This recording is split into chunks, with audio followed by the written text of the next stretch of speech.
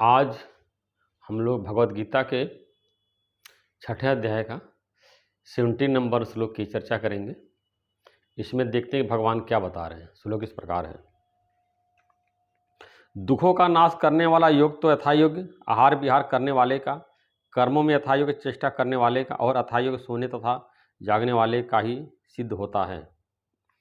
अब ये भगवान बता रहे हैं कि दुखों को नाश करने वाला योग, यानी कि हम किस तरह से अभ्यास करें कि हमारे दुखों का नाश हो जाए। तो उसमें भगवान ने बताया कि पहला जो है कि यथायोग आहार विहार करने वाला। तो मतलब आहार मतलब सभी लोग जानते हैं खाना खाना, विहार मतलब कि आप टहलना कह लीजिए, एक्सरसाइज कर लीजिए। तो शरीर को जितनी आवश्यकता है खाना खाने की, व्यक्ति को उतना ही खाना खाना चाहिए। योगी जो है खाना स्वाद बुद्धि से नहीं खाता है, निर्वाह बुद्धि से खाता है कि शरीर को निर्वाह करने के लिए जितने खाद्य पदार्थ की आवश्यकता होती है उतना ही खाद्य पदार्थ जो है शरीर के अंदर डालता है। और योगा और प्राणायाम जो शरीर को फिट करने के लिए आवश्यक है, विहार या कह लीजिए वॉकिंग टहलना, उतना वो करता है। अब ऐसा नहीं कि बहुत ज़्यादा आप टहल लेंगे, 2 घंटा 3 घंटा टहल लिया, फिर आकर थके हैं, दिन भर सोए हैं, या बिल्कुल ही नहीं टहल रहे हैं, या खूब खाना खा रहे हैं बिल्कुल नहीं खा रहे हैं, खूब जो है विहार कर रहे हैं टहल रहे हैं या बिल्कुल ही नहीं कर रहे हैं। तो एक मध्यम मार्ग, जितना शरीर को ज़रूरत हो उतना शरीर में आहार डालना चाहिए। और शरीर को फिट रखने के लिए जितना व्यायाम की ज़रूरत है, जितना टहलने की ज़रूरत है, उतना जो टहलना चाहिए, व्यायाम करना चाहिए। तभी हमारा स्वस्थ शरीर रहता है, तभी हम अच्छे से योग कर पाते हैं। और भगवान ने बताया कर्मों में यथायोग चेष्टा करने वाले का, और कर्मों में जो भी आपको नियत कर्म है अलॉट किया गया है उसमें यथायोग चेष्टा करना चाहिए। अब ऐसा नहीं कि काम ही नहीं कर रहे हैं, निकम्मे आलसी की तरह पड़े हुए हैं, या खूब ताबड़तोड़ मेहनत कर रात दिन जो है परिश्रम कर रहे हैं कि सारा धन मेरे पास आ जाए, मेहनत कर रहे हैं। तो भगवद गीता जो है आपको आराम से कार्य करने के लिए कह रही है। यथा योग्य शरीर को निर्वाह करने के लिए जितना धन पदार्थ कमाने की आवश्यकता है उतना कमाना चाहिए, कि जिससे कि हमारा तो हमारे परिवार का पालन पोषण हो सके। धन पदार्थों का संग्रह करने की कोशिश नहीं करनी चाहिए कि खूब परिश्रम करके मेहनत का धन कमाने में लगे हुए हैं, फिर वो योग नहीं कर पाएगा, ध्यान नहीं कर पाएगा, आत्मचिंतन नहीं कर पाएगा, अपने स्वरूप को नहीं जान पाएगा, मोक्ष नहीं प्राप्त कर पाएगा। अगर जिसका मन जो है 24 घंटा धन कमाने में लगा हुआ है, मुझको धन कमाना है, धन इकट्ठा करना है, तो ज्ञान कब प्राप्त करेगा, योग कब प्राप्त करेगा। तो उतना ही मेहनत करना चाहिए जितना कि आपके शरीर का, आपके परिवार का जीवन निर्वाह हो सके। जैसे कबीर दास का दोहा है, साहेब उतना दीजिए जामे कुटुंब समाए, मैं भी भूखा ना रहूं साथ न भूखा जाए। तो कबीर दास जो है साहब मन भगवान को बोल रहे हैं, उतना दीजिए जितना कुटुंब समाए, जितने मेरा परिवार का पालन पोषण हो जाए, मैं भी भूखा ना रहूं साथ न भूखा जाए। यानी कि मैं भूखा ना रहूं और जो साधु संत मेरे दरवाजे पे आते हैं वो भी भूखे न जाएं। तो उतना ही कर्म करना चाहिए भगवद गीता के अनुसार। जो ज्ञान प्राप्त करना चाहता है, योग प्राप्त करना चाहता है, मोक्ष प्राप्त करना चाहता है, तो उतना ही धन पदार्थों का संग्रह करिए जितने कि आपका शरीर का निर्वाह हो जाए। ज़्यादा पैसे के पीछे नहीं भागना चाहिए। आगे भगवान क्या बता रहे हैं, और यथायोग सोने तथा जागने वाले का ही सिद्ध होता है। तो जितना ज़रूरत उतना सोना चाहिए, कि ये नहीं कि अगर सोने का 6-7 घंटे बनाया गया है तब 10-12 घंटा सो रहे हैं, 3-4 घंटा ही सो रहे हैं, पूरा खूब रात दिन मेहनत कर रहे हैं या रात दिन सो रहे हैं। तो शरीर को जितना आराम की ज़रूरत है उतना आराम शरीर को देना चाहिए। अब ऐसा नहीं कि जो है खूब जाग रहे हैं, मेहनत कर रहे हैं या खूब सो रहे हैं। तो भगवद गीता एक बैलेंस लाइफ सिखाती है।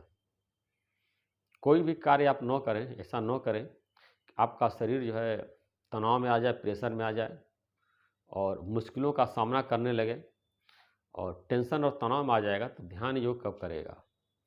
तो मध्यम मार्ग की बात भगवत गीता में बताया गया है और भगवान बुद्ध ने भी मध्यम मार्ग की ही बात बताई है। भगवान बुद्ध ने बताया कि जैसे जो वीणा होता है उसका तार बहुत कस देंगे तब भी आवाज़ नहीं निकलेगी, अब वीणा का तार बिल्कुल ढीला कर देंगे तब भी उसे मधुर संगीत नहीं निकलेगा। तो ऐसे हमारा जीवन है, जीवन में मध्यम मार्ग अपनाना चाहिए, किसी चीज़ की अति नहीं करनी चाहिए। जैसे आया है, अत का भला न बरसना, अत की भली न धूप। अगर मान लिया खूब ज़्यादा बरसात हो रही है, बाढ़ आ जाएगी, या खूब धूप हो रहा है, सब लोग परेशान हो जाते हैं, तो किसी चीज़ की अति नहीं है। कबीर दास ने बताया है कि जीवन में किसी भी चीज़ का अति नहीं करना चाहिए। या तो हम इंद्रियों को पूरी कंट्रोल किए रहते हैं, कसे रहते हैं, या फिर भोगों में पूरा उसको फ्री छोड़ देते हैं। तो इस प्रकार अगर हम मध्यम मार्ग अपनाएंगे तो हमारा जीवन खुशहाल हो जाएगा और योग को ही प्राप्त कर सकते हैं। इस मनुष्य शरीर में सांसारिक कार्य करते हुए और घर परिवार का, कुटुंब परिवार का पालन पोषण करते हुए भी हम आत्म साक्षात्कार कर सकते हैं, योग को प्राप्त कर सकते हैं, अपने स्वरूप को जान सकते हैं। इसके लिए हमको घर छोड़ने की ज़रूरत नहीं है, परिवार छोड़ने की ज़रूरत नहीं है, हिमालय में जाने की ज़रूरत नहीं है, गुफा में जाने की ज़रूरत नहीं है। कहीं भी रह करके हम ये ज्ञान को प्राप्त कर सकते हैं।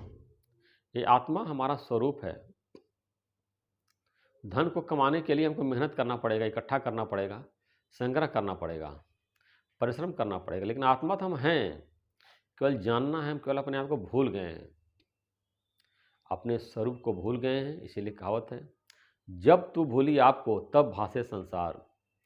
जब हम अपने स्वरूप को भूल जाते हैं तो संसार भासता दिखाई देता है, और जैसे ही हम अपने स्वरूप को जानते हैं तो संसार जो है, ऐसा नहीं संसार दिखाई नहीं देगा, मिथ्या हो जाता है।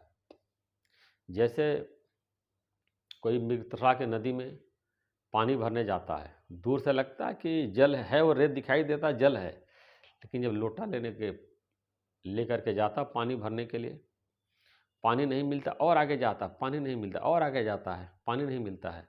फिर देखते हैं तो जल रेत है, जल है ही नहीं है, जल तो प्रतीति मात्र दिखाई दे रहा है। फिर लौट आता है, दोबारा वो फिर पानी भरने नहीं जाता है। ऐसे ज्ञानी के जब ज्ञान प्राप्त हो जाता है तो संसार उसको मिथ्या लग जाता है, संसार मिथ्या सपना है। फिर संसार को संग्रह करने के लिए वो प्रयत्न नहीं करता है, संसार के सुखों की तरफ वो नहीं भागता है, अपने आत्मानंद में ही वो मग्न रहता है, अपने आत्म स्वरूप में ही वो मग्न रहता है। तो संसारिक लोगों को केवल भोग प्राप्त होता है, और ज्ञानी को जो है संसारिक भोग भी मिलते हैं और ब्रह्मानंद की भी प्राप्ति होती है। दोनों चीज़ को प्राप्त कर सकता है जो उसका स्वरूप है। लेकिन ज्ञानी लोग अपने स्वरूप को भूल करके, आनंद स्वरूप को भूल करके, ये तुच्छ विषयों की तरह, संसारिक सुखों की तरफ भाग रहे हैं और उसमें तृप्ति नहीं मिलती है। फिर और उनकी भोगों की लालसा बढ़ जाती है। जैसे आग में जब हम घी डालते हैं तो अब घी डालने से आग और बढ़ता है, आग शांत नहीं होता है। ऐसे विषयों का सेवन करने से विषयों की लालसा और बढ़ जाती है। एक इच्छा हम पूरी करते हैं, दो इच्छा उत्पन्न हो जाती है, तो कभी भी हमको तृप्ति नहीं मिलती है। कबीर दास ने बताया, माया मरी न मन मरा, मर मर गया शरीर, आशा तृष्णा ना मरी। कह गए दास कबीर, ये कभी संसार कभी ख़त्म नहीं होता है, ये आपका मन कभी ख़त्म नहीं होगा, ये बार बार शरीर नष्ट होगा। आपके अंदर आशा है, जो तृष्णा है, भोगों की आशा है, तृष्णा है और चाहिए, नहीं मरती है, मर मर गया शरीर। बार बार शरीर नष्ट होने के बावजूद भी आपके अंदर जो भोगों की लालसा है, जो आशा तृष्णा समाप्त नहीं तो और बढ़ती चली जाती है। सिर्फ समाप्त तब होगी जब अपने आत्म स्वरूप को प्राप्त कर लेंगे। जो आपका स्वरूप है उसको जान जाएंगे, तभी जो है आपके अंदर की इच्छाओं की समूल नाश हो जाएगा। और इच्छा अगर आपके अंदर ख़त्म हो गई तो आप मुक्त हैं। संसार में जन्म लेने का कारण ही इच्छा है। हम ऊपर स्वर्ग में थे, आराम से मौज कर रहे थे। लेकिन धरती के सुखों की इच्छा उत्पन्न हो गई, भोगों की इच्छा उत्पन्न हो गई।